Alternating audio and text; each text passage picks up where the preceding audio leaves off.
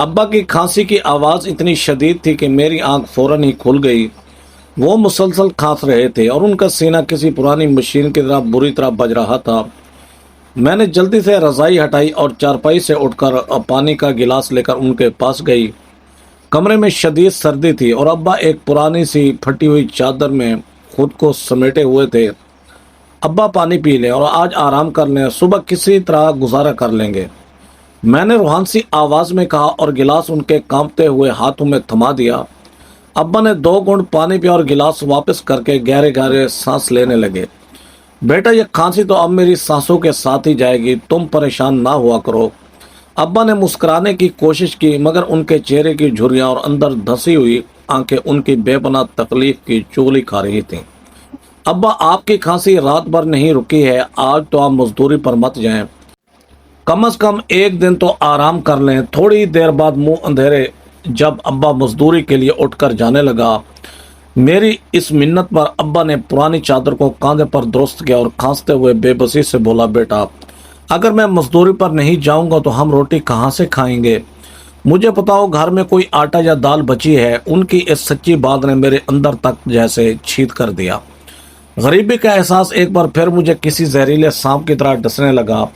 हमारी माँ हमें बचपन में ही छोड़कर दुनिया से चली गई थी और अब घर में हम 3 लोग ही बचे थे। मैंने बेबसी से कोने में बैठे अपने जवान भाई जैन को देखा, जो सुबह सवेरे ही मिट्टी के फर्श पर बैठा पत्थरों से खेल रहा था और बिल्कुल बेसुध था। जैन भाई, अंदर आ जाएं, सर्दी लग जाएगी। मैंने उसे पुकारा, मगर वो किसी की बात न सुनता था और ना ही उसे अपने इर्द गिर्द का कोई होश था। वो बस मिट्टी में लकीरें खींचने में मगन था। अब्बा ने गहरी सांस ली और जैन को देखकर बोले, मेरा शेर पुत्र है ये, एक दिन सब ठीक हो जाएगा। अब्बा की आंखों में उम्मीद थी जो मुझे कभी समझ नहीं आती थी। मैं चुपचाप खड़ी उन्हें देखती रही। अब्बा ने अपने फटे हुए जूते पहने और दरवाजे की तरफ बढ़ गए। अब्बा, कुछ तो खा ले। मैंने पीछे से आवाज दी, नहीं बेटा, मुझे भूख नहीं है, तुम और जैन खा लेना। वो ये कहकर दरवाजे से बाहर चले गए और मैं जानती थी कि घर में रात की बची हुई आधी सूखी रोटी के सिवा कुछ नहीं है, जो उन्होंने जानबूझकर हमारे लिए छोड़ दी थी। शाम गहरी हो चुकी थी और घर में अंधेरा छाया हुआ था, क्योंकि हमारे पास मिट्टी का तेल खरीदने के भी पैसे नहीं थे। सामने वाली हवेली, जो मेरे सगे चाचा की थी, वहां से कौरमे और बिरयानी के इश्तहार अंगेज खुशबू आ रही थी। आज चचा के घर में तो कोई बड़ी दावत चल रही थी। पूरी हवेली को रंग बिरंगे कमकमों से सजाया गया था और अंदर से कहकों, गानों और बर्तनों की आवाजें आ रही थीं। मैं अपने अंधेरे सहन में बैठी उस आधी सूखी रोटी को पानी में भिगोकर जैन को खिला रही थी। जैन को कोई फर्क नहीं पड़ रहा था कि वो क्या खा रहा है। वो बस खलाओं में घूरते हुए मशीनी अंदाज में नवाले चबा रहा था। मेरी आंखों से आंसू बह रहे थे। भूख से मेरे पेट में मरोड़े पड़ रहे थे और चाचा के घर से आती हुई खानों की महक इस भूख को और भी चमका रही थी। अब्बा भी वापस आ चुके थे। अब्बा एक कोने में चारपाई पर बैठे खामोशी से सामने वाली हवेली की रोशनियां देख रहे थे। अब्बा, आपको भूख लगी होगी, वो रोटी जैन ने आधी छोड़ी है, आप खा ले। मैंने हिम्मत करके कहा, नहीं मेरी बच्ची, मुझे बिल्कुल भूख नहीं है, तू खा ले। अब्बा की आवाज में जो दर्द और बेबसी थी वो मुझसे सही नहीं जा रही थी। चाचा के घर की ये रोशनी और खुशबुएं मुझे आज से कुछ माह पीछे ले गई थीं।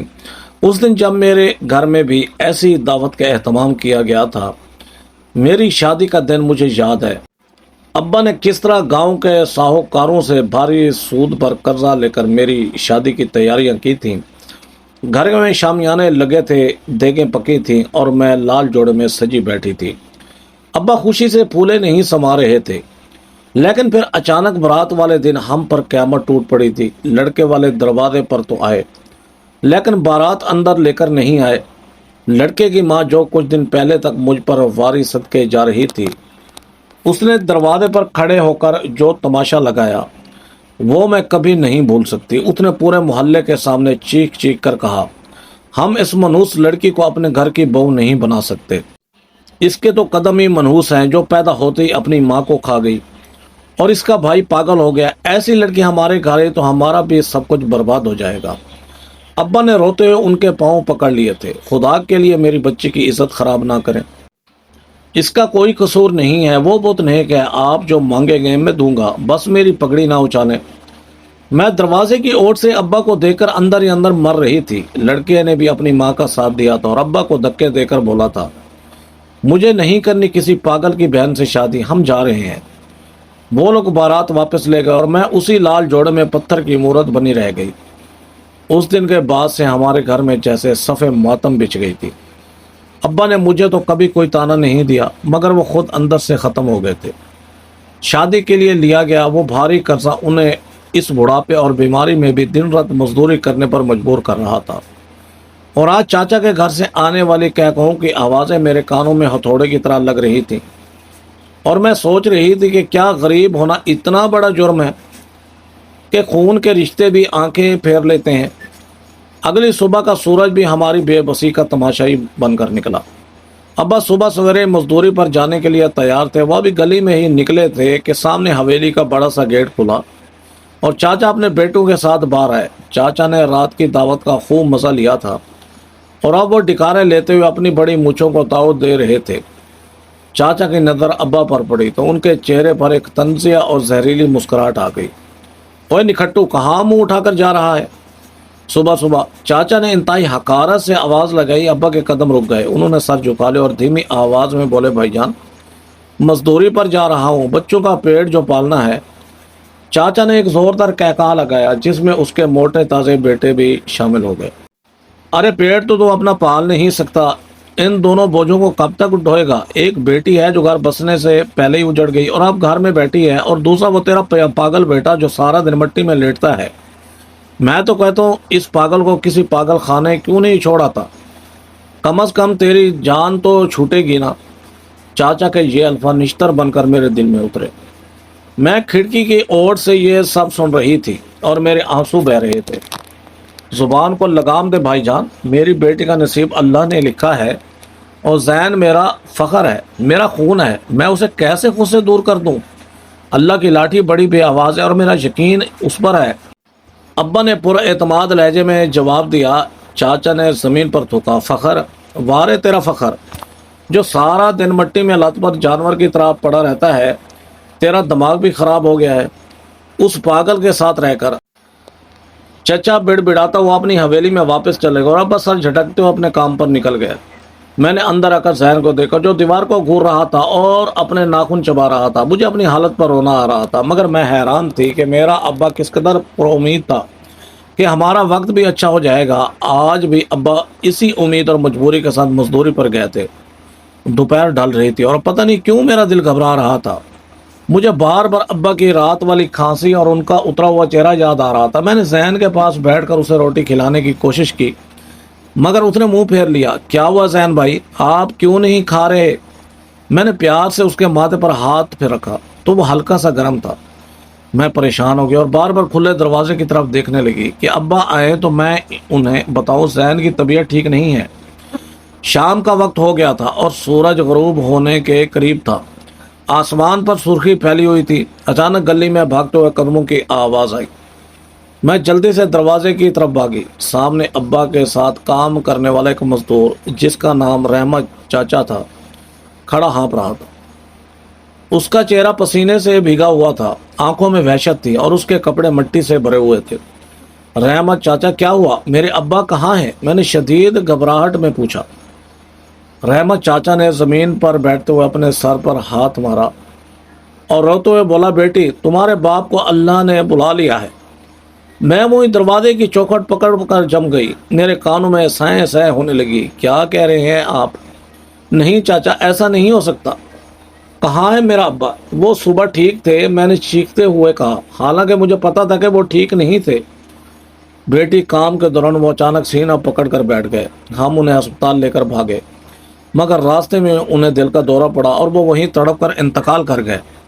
رحمت چاچا کی بات سنتے ہی مجھ پر گویا آسمان گر پڑا۔ ہائے میرے ابا، ہائے میری آخری سہارا بھی چھن گیا۔ میں دھاڑے مار مار کر زمین پر گر پڑی اور میرے رونے کی آواز سے پورا محلہ گونجنے لگا۔ میں اپنے بال نوچ رہی تھی اور بری طرح سسک رہی تھی، لیکن اس سب کے دوران میں نے روتے ہوئے ذہن کی طرف دیکھا جو بات دستور اسی طرح کونے میں بیٹھا خلاؤں میں گھور رہا تھا۔ اس کی آنکھ میں نہ کوئی آنسو تھا اور چہرے پر کوئی تاثر، جیسے اسے معلوم ہی نہ ہو کہ ہمارا آخری سہارا وہ باپ جو ہمیں ماں اور باپ دونوں کے پیار دیتا تھا، جس نے ہمارے لیے اپنی ہڈیاں تک گلا دی تھی، وہ بھی ہم سے ہمیشہ کے لیے چھن گیا ہے۔ میری چیخیں آسمان چیر رہی تھی، لیکن ذہن کا وہ پاگل پن اور میری دنیا ہمیشہ کے لیے اندھیر ہو چکی تھی۔ ذہن میرے بھائی، ہمارا ابا چلا گیا۔ ذہن، میں ذہن کو جھنجھوڑ رہی تھی، مگر وہ بے حس و حرکت ویران آنکھوں کے ساتھ مجھے دیکھ رہا تھا۔ رحمت چاچا نے نم آنکھوں کے ساتھ مجھے بتایا۔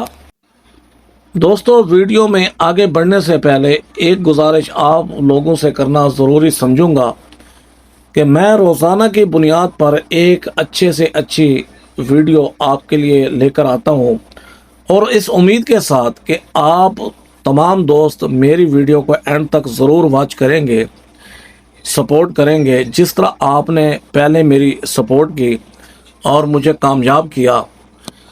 اللہ تعالیٰ آپ کا حامی و ناصر ہو، ہمیشہ آپ کے لیے دعا گو رہتا ہوں۔ اور دوستو، یہ ویڈیو بہت ہی دلچسپ ہونے والی ہے، اینڈ تک ضرور واچ کیجیے گا۔ تو چلتے ہیں اپنی سٹوری کی طرف۔ شہر کے ہسپتال میں کاغذی کارروائی اور پولیس کیس کی وجہ سے لاش ملنے میں تاخیر ہو رہی ہے۔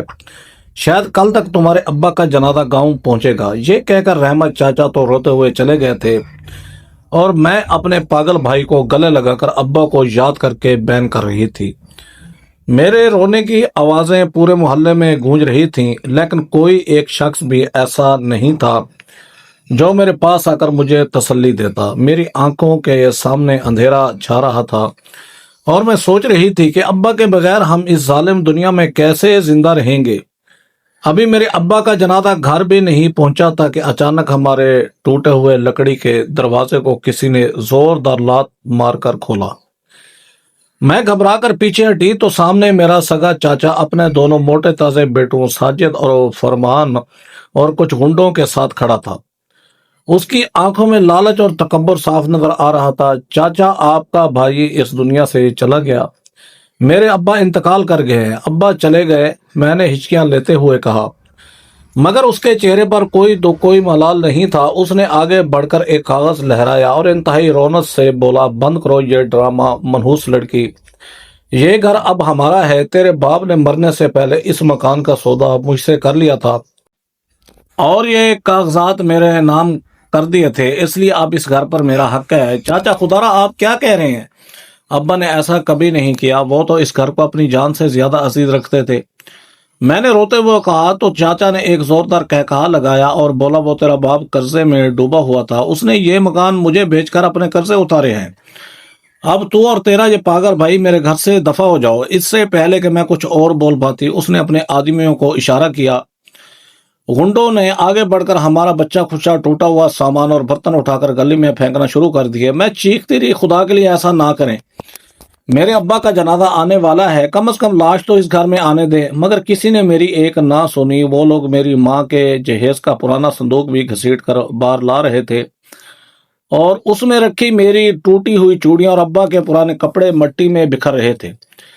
میں ان ظالموں کے آگے ہاتھ جوڑ رہی تھی، مگر وہ اندھے اور بہرے ہو چکے تھے۔ چاچا ایک طرف کھڑا حقہ پی رہا تھا، اور اس کے چہرے پر ایک زہریلی مسکراہٹ تھی جو مجھے اندر تک جلا رہی تھی۔ مجھے سمجھ نہیں آ رہا تھا کہ اپنا سگا خون اتنا سفید کیسے ہو سکتا ہے کہ بھائی کا جنازہ آنے سے پہلے اس کے یتیم بچوں کو گھر سے نکال رہا ہو۔ میں روتے ہوئے چاچا کے قدموں میں گر گئی اور اس کی ٹانگیں پکڑ کر منتیں کرنے لگی، چاچا ہم پر رحم کریں، آپ کو اللہ کا واسطہ ہے، کم از کم ابا کا جنازہ تو اس گھر سے اٹھنے دیں، ابا کی تدفین تک ہمیں یہاں رکنے دیں، اس کے بعد ہم یہ گاؤں چھوڑ کر ہمیشہ کے لیے چلے جائیں گے۔ میں آپ کے پاؤں پڑتی ہوں چاچا۔ مگر چاچا نے مجھے زوردار دھکا دیا، جس سے میں دور جا گری، اور وہ غصے سے چلایا، میں نے کہا نا دفع ہو جاؤ یہاں سے، مجھے تمہارے باپ کی لاش یہاں نہیں چاہیے، سیدھا قبرستان لے جانا اسے۔ ذہن جو اس وقت مٹی میں بیٹھا تھا، اس نے مجھے زمین پر گرتے اور روتے ہوئے دیکھا، تو نہ جانے اس کے پاگل دماغ میں کیا آیا، وہ ایک دم اپنی جگہ سے اٹھا۔ چاچا آگے بڑھ کر مجھے گالیاں دے رہا تھا کہ اچانک ذہن نے پاس پڑا ہوا ایک بڑا سا بھاری پتھر اٹھایا اور پوری طاقت سے چاچا کے سر پر دے مارا۔ چاچا کے منہ سے ایک بھیانک اور دردناک چیخ نکلی، ہائے میں مر گیا۔ اس نے اپنا سر پکڑا اور اس کی انگلیوں کے بیچ سے خون کا فوارہ پھوٹ گیا اور زمین پر گر کر تڑپنے لگا۔ اس کے بیٹوں اور گنڈوں نے جب یہ منظر دیکھا تو وہ پاگلوں کی طرح چلائے، پکڑو اس پاگل کو، آج اسے زندہ نہیں چھوڑنا۔ وہ زین کو جان سے مارنے کے لیے اس کی طرف دوڑے، مگر زین ان کے ہاتھ نہیں آیا۔ وہ عجیب سی آوازیں نکالتا ہوا پچھلے دروازے سے بھاگ گیا۔ ان آدمیوں نے ڈنڈے لے کر اس کا پیچھا کیا، مگر وہ کہیں غائب ہو گیا۔ چاچا کے بیٹوں نے غصے میں آ کر مجھے بالوں سے پکڑا اور گھسیٹتے ہوئے گلی میں پھینک دیا۔ ایک بیٹے نے مجھے لات مار کر کہا، یہ تو شکر کرو کہ تیرا باپ مر گیا ہے، ورنہ آج تم سب کی خیر نہیں تھی۔ اب اگر وہ پاگل نظر آیا تو ہم اس کی ٹانگیں کاٹ دیں گے۔ انہوں نے جلدی سے گیٹ بند کیا اور اس پر بھاری تالا لگا دیا۔ میں دروازے کو پیٹتے رہی، مگر اندر سے صرف چاچا کی گالیوں اور کرانے کی آوازیں آ رہی تھیں۔ مجھے اس وقت اپنے پیٹ کی بھوک اور ابا کی موت کا دکھ بالکل بھول گیا تھا۔ مجھے صرف اپنے بھائی زین کی فکر کھا رہی تھی کہ وہ سرد اندھیرے میں کہاں چلا گیا ہے۔ اگر چاچا کے آدمیوں نے اسے پکڑ لیا تو وہ اسے سچ میں مار ڈالیں گے۔ میں اندھیری گلیوں میں پاگلوں کی طرح بھاگتی رہی اور زین کو آوازیں دیتی رہی، زین بھائی کہاں ہو، زین بھائی واپس آ جاؤ، مگر ہر طرف بھوک کا عالم تھا۔ کوئی پرندہ بھی پر نہیں مار رہا تھا اور میں اکیلی اس ویران سڑک پر کھڑی اپنے نصیب کو رو رہی تھی کہ اب میرا اور میرے بھائی کا کیا بنے گا۔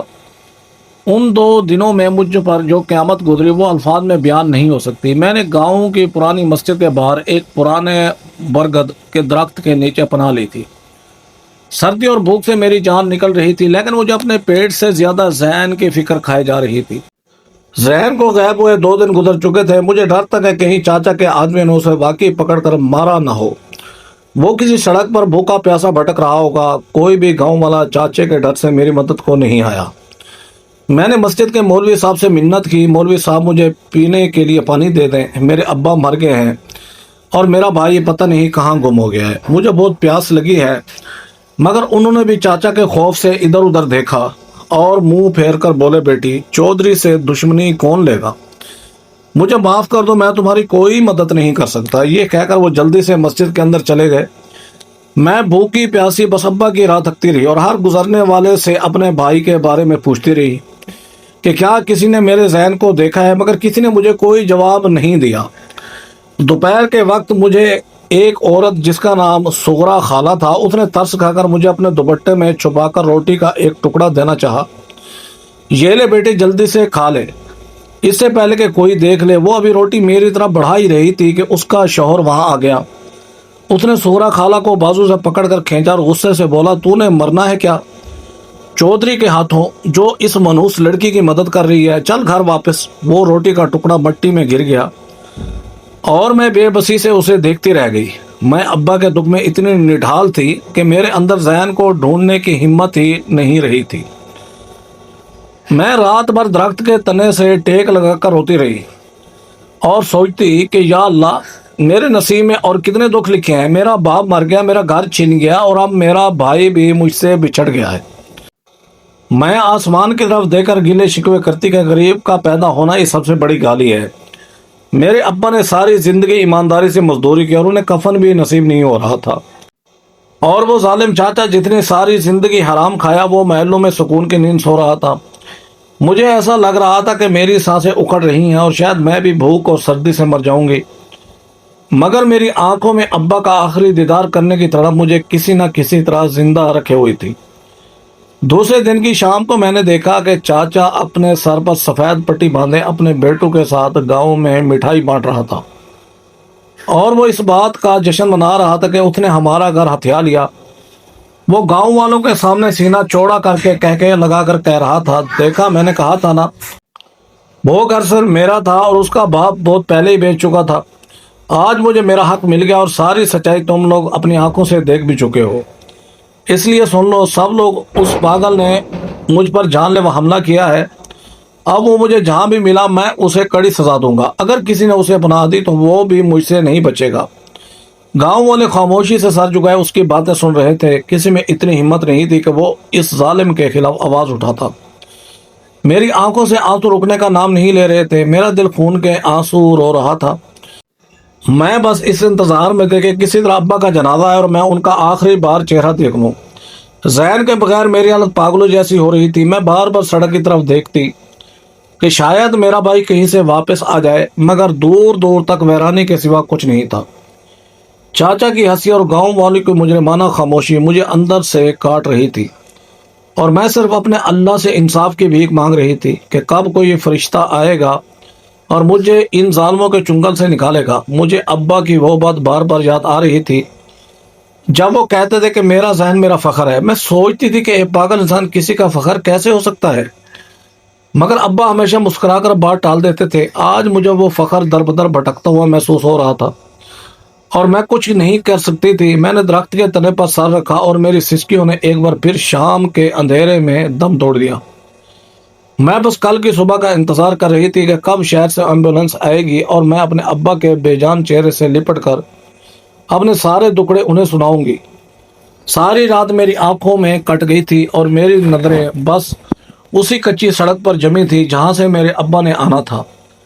سردی سے میرے ہاتھ پاؤں سن ہو چکے تھے، مگر دل کے اندر جو آگ لگی تھی وہ بجھنے کا نام نہیں لے رہی تھی۔ فجر کی آذانیں ہونے لگی تھیں اور پرندوں کی چہچہاہٹ نے ایک نئے دن کا اعلان کر دیا تھا۔ میں درخت کے تنے سے ٹیک لگائے بیٹھی تھی کہ اچانک مجھے سامنے سے رحمت چاچا آتے ہوئے دکھائی دیے۔ ان کی چال بہت بھوجل تھی اور چہرہ اترا ہوا تھا۔ میں جلدی سے اپنی جگہ سے اٹھی اور ان کی طرف بھاگی۔ رحمت چاچا کیا ہوا، میرے ابا آ گئے؟ میں نے بے تابی سے پوچھا۔ رحمت چاچا نے گہری سانس لی اور اپنے آنسو صاف کرتے ہوئے بولے، بیٹی، ایمبولینس شہر سے نکل چکی ہے اور بس کچھ ہی دیر میں وہ گاؤں پہنچنے والی ہے۔ تو اپنے ابا کی تدفین کا انتظام کر لے۔ یہ سن کر میرے دل میں ایک عجیب سی ہلچل مچ گئی۔ میرا باپ ایک کفن میں لپٹ کر آ رہا تھا اور میرے پاس اتنی بھی جگہ نہیں تھی کہ میں ان کا جنازہ رکھ سکوں۔ میں نے روتے ہوئے رحمت چاچا سے کہا، چاچا میں تدفین کا انتظام کیسے کروں؟ میرا تو گھر بھی مجھ سے چھین لیا گیا ہے۔ رحمت چاچا نے بے بسی سے سر جھکا لیا۔ بیٹی، میں غریب بندہ ہوں، میرے بس میں جو تھا میں نے کر دیا۔ اب تو چودھری سے جا کر بات کر، شاید وہ اپنے سگے بھائی کی لاش دے کر پسیج جائے۔ رحمت چاچا یہ کہہ کر چلے گا اور میں نے اپنے آنسو صاف کرتے ہوئے ایک بار پھر چاچا کی حویلی کی طرف قدم بڑھا دیے۔ حویلی کا بڑا لوہے کا گیٹ ابھی تک بند تھا۔ میں نے اپنے نڈال ہاتھوں سے گیٹ بجانا شروع کر دیا۔ کچھ دیر بعد گیٹ کھلا اور چاچا کا بڑا بیٹا فرحان باہر نکلا۔ اس کی آنکھوں میں نیند اور شدید غصہ تھا۔ کیا مصیبت ہے؟ صبح صبح کیوں ہمارا دماغ خراب کرنے آ گئی ہے؟ اس نے دھاڑتے ہوئے کہا۔ میں نے ہاتھ جوڑ کر کہا، بھائی مجھے چاچا سے ملنا ہے، میرے ابا کا جنازہ آنے والا ہے، پلیز مجھے ان سے ایک بار بات کرنے دو۔ میں روتی ہوئی آواز سن کر چاچا بھی اندر سے باہر آ گیا۔ اس کے سر پر ابھی تک وہ سفید پٹی بندھی ہوئی تھی جو کل دین نے اسے پتھر مار کر زخمی کیا تھا۔ مجھے دیکھتے ہی چاچا کی آنکھوں میں خون اتر آیا۔ تو پھر آ گئی، تجھے سمجھ کیوں نہیں آتا کہ یہاں تیری کوئی مدد نہیں کرنے والا؟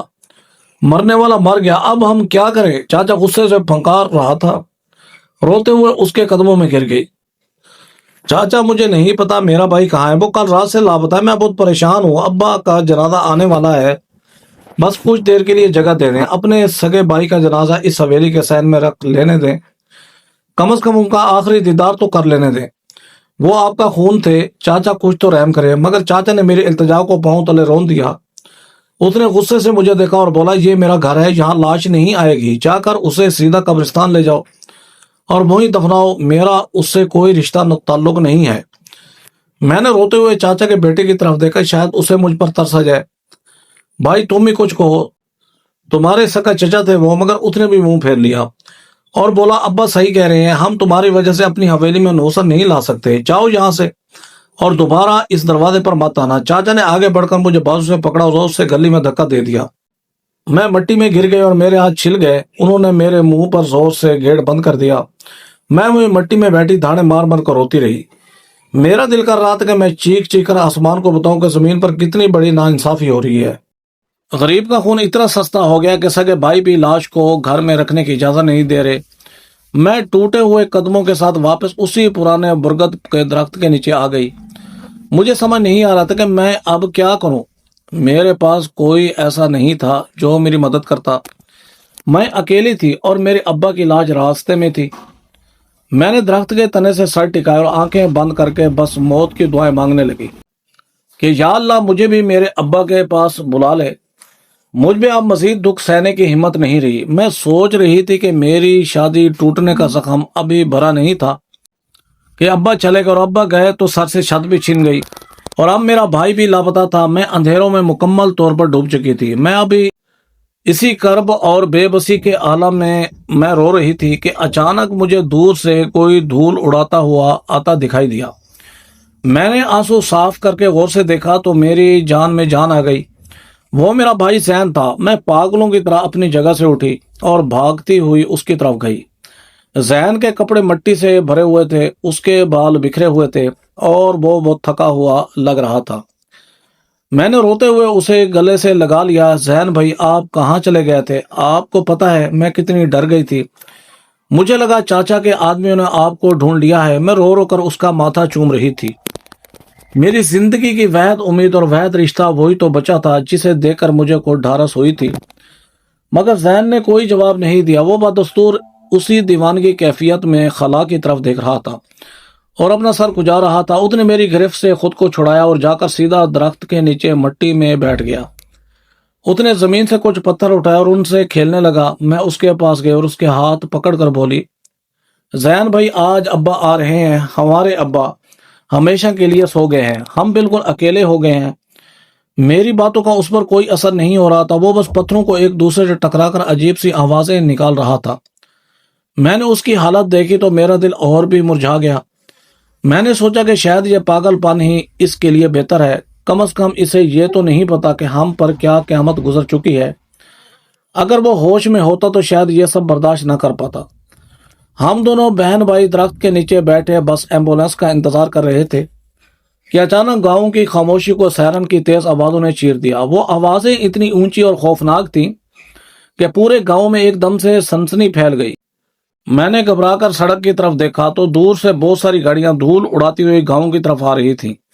میں سمجھی کہ شاید شہر سے ابا کا جنازہ آ گیا ہے، لیکن جیسے جیسے گاڑیاں قریب آتی گئیں میرا دل زور زور سے دھڑکنے لگا۔ وہ کوئی ایمبولینس نہیں تھی بلکہ پولیس کی بہت ساری گاڑیاں اور سرکاری ویگو ڈالے تھے جن پر نیلی اور لال بتیاں جل رہی تھیں۔ گاؤں کے لوگ جو اپنے گھروں میں بیٹھے تھے وہ بھی سائرن کی آوازیں سن کر خوفزدہ ہو کر باہر نکل آئے۔ سب کی آنکھوں میں حیرت اور ڈر تھا کہ اتنی بھاری تعداد میں پولیس ہمارے چھوٹے سے گاؤں میں کیوں آ گئی ہے۔ وہ تمام گاڑیاں تیزی سے سڑک عبور کرتی ہوئی سیدھی چاچا کی حویلی کے باہر آ کر رک گئی۔ پورا گاؤں یہ منظر دیکھ کر سہم گیا اور لوگ دور دور کھڑے ہو کر کانا پھوسی کرنے لگے کہ ضرور کوئی بہت بڑا مسئلہ ہو گیا ہے۔ کچھ لوگوں نے اپنے دروازے بند کر لیے کہ کہیں پولیس ان سے پوچھ گچھ نہ شروع کر دے۔ میں درخت کے پیچھے چھپ کر یہ سارا منظر دیکھ رہی تھی۔ مجھے لگا کہ شاید چاچا نے ہمیں گرفتار کروانے کے لیے پولیس بلوائی ہے۔ کل زین نے چاچا کا سر پھوڑا تھا اور مجھے یقین تھا کہ چاچا نے اپنے اثر و رسوخ کا استعمال کر کے زین کے خلاف کوئی جھوٹا مقدمہ درج کروا دیا ہے۔ میں خوف سے کانپنے لگی اور میں نے جلدی سے زین کا ہاتھ پکڑ کر اسے اپنے پیچھے چھپا لیا۔ زین بھائی، آپ نے کچھ نہیں بولنا، یہ پولیس والے ہمیں پکڑنے آئے ہیں، میں روتے ہوئے زین سے کہہ رہی تھی، مگر وہ اب بھی پتھروں سے کھیلنے میں مگن تھا۔ دوسری طرف چاچا بھی سائرن کی آوازیں سن کر حویلی سے باہر نکل آیا۔ اس کے دونوں بیٹے بھی اس کے پیچھے کھڑے تھے۔ چاچا نے جب اتنی ساری سرکاری گاڑیوں اور پولیس کو دیکھا تو پہلے وہ تھوڑا حیران ہوا، مگر پھر اس کے چہرے پر ایک بڑی سی مسکراہٹ آ گئی۔ وہ سمجھا کہ پولیس کے بڑے افسران اسے پروٹوکول دینے یا تعزیت کے سلسلے میں اس سے ملنے آئے ہیں۔ چاچا کا سینہ غرور سے چوڑا ہو گیا۔ اس نے اپنے بیٹوں کی طرف دیکھا اور ہنستے ہوئے بولا، دیکھا تم لوگوں نے تمہارے باپ کی شہر میں کتنی پہچان ہے۔ بڑے افسر خود مجھ سے تعزیت کرنے اور میرا حال پوچھنے آئے ہیں۔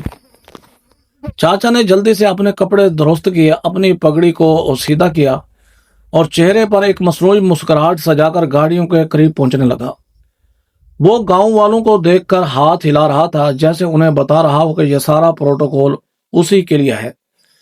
گاؤں والے بھی حیرت سے چاچا کو دیکھ رہے تھے اور دل ہی دل میں اس کی طاقت سے مروب ہو رہے تھے۔ چاچا کے بیٹے بھی اکڑ کر چل رہے تھے اور حویلی کے نوکروں کو آوازیں دے رہے تھے کہ جلدی سے مہمان خانے کے دروازے کھولو اور افسران کے لیے چائے پانی کا انتظام کرو۔ چاچا بالکل مرکزی گاڑی کے پاس جا کر کھڑا ہو گیا اور بڑے ادب سے ہاتھ باندھ کر افسر کے باہر آنے کا انتظار کرنے لگا۔ اسے اپنے تعلقات پر بہت غرور تھا۔ अचानक मरकजी गाड़ी का दरवाजा खुला और उसमें से शहर के सबसे बड़े पुलिस अफसर बाहर निकले। उनकी वर्दी पर बहुत सारे तमगे सजे हुए थे और उनके चेहरे पर रौब था। उनके बाहर निकलते ही बाकी गाड़ियों से भी दर्जनों पुलिस वाले बाहर निकल आए और उन्होंने पूरी हवेली को घेरे में ले लिया। चाचा ने खुशामदाना अंदाज में थोड़ा आगे बढ़कर मुस्कुराते हुए कहा, वेलकम सर जी, आपने गरीब खाने पर कदम रखकर हमें इज्जत बख्शी है। आइए अंदर तशरीफ लाइए। चाचा अभी अपनी बात पूरी भी नहीं कर पाया था कि अफसर ने उसे मुकम्मल तौर पर नजरअंदाज कर दिया। उन्होंने चाचा की तरफ आंख उठाकर भी नहीं देखा और उसे रास्ते से हटने का इशारा करते हुए सीधे उस दरख्त की तरफ चलने लगे जहां मैं खड़ी थी। चाचा की मुस्कुराहट गायब हो गई और उसका चेहरा हैरत और खफत से सुर्ख हो गया। वो अफसर को अपने पास से गुजरता हुआ बस देखता रह गया। वो बड़े पुलिस अफसर अपने भारी बूटों की आवाज पैदा करते हुए सीधे मेरी तरफ आ रहे थे। उनके पीछे बहुत सारे मुसल्ला एहलकार भी थे। मैं खौफ के मारे जमीन में गड़ी जा रही थी।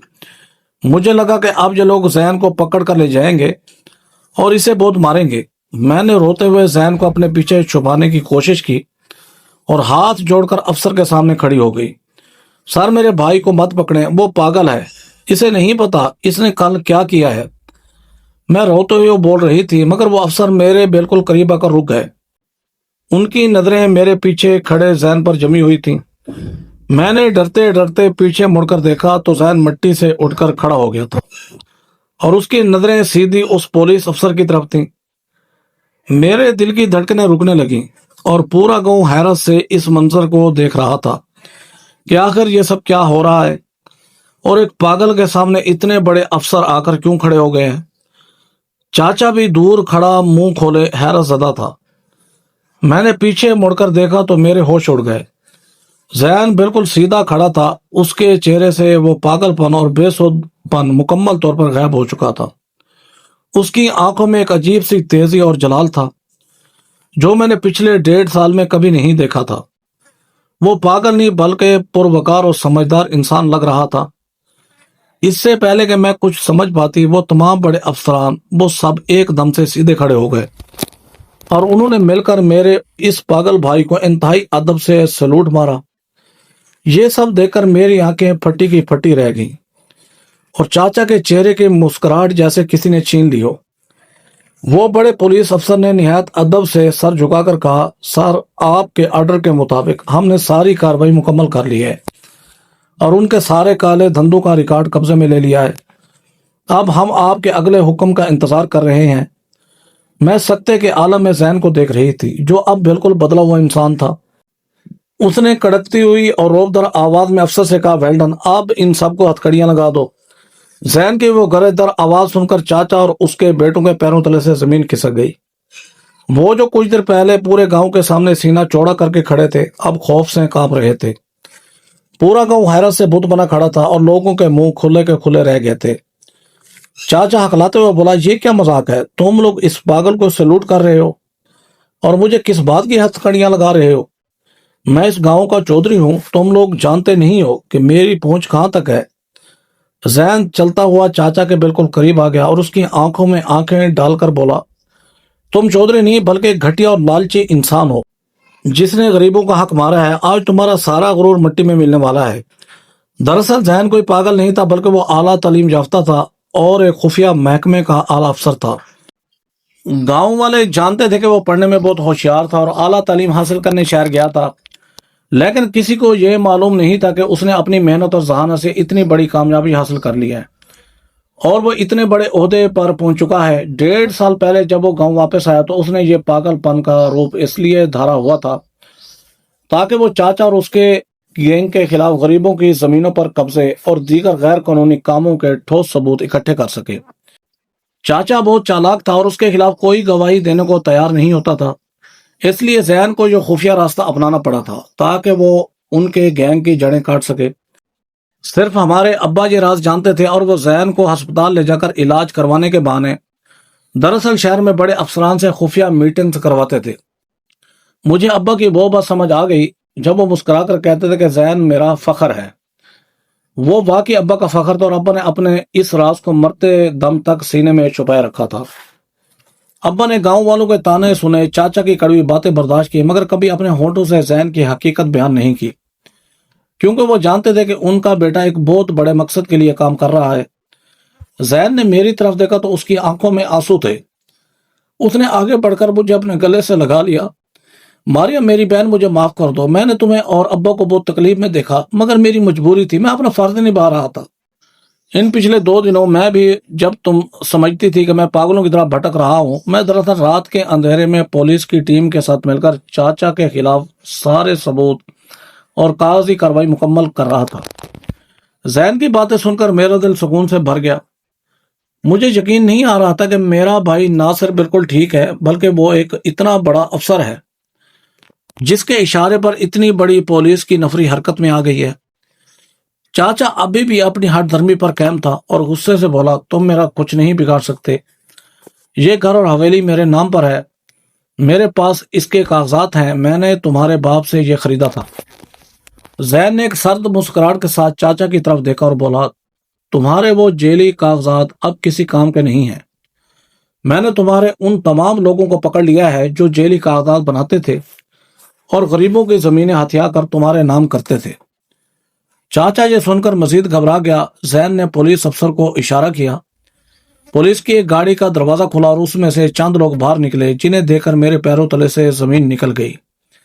یہ وہی لڑکے والے تھے جنہوں نے بارات والے دن مجھ پر منحوس ہونے کا الزام لگا کر رشتہ توڑ دیا تھا۔